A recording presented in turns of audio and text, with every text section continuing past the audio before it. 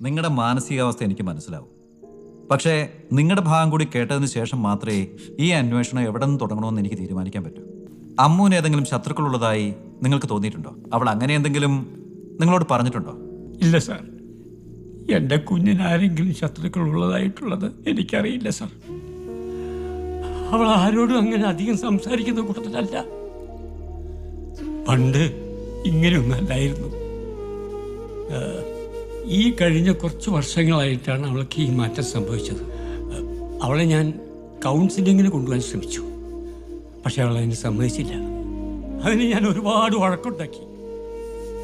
പിന്നെ ഞാൻ വിചാരിച്ചു, ഒരു വിവാഹം കഴിഞ്ഞാൽ ഒരു പക്ഷേ എന്തെങ്കിലും മാറ്റം ഉണ്ടായാലോ എന്ന്. അതും ശ്രമിച്ചു.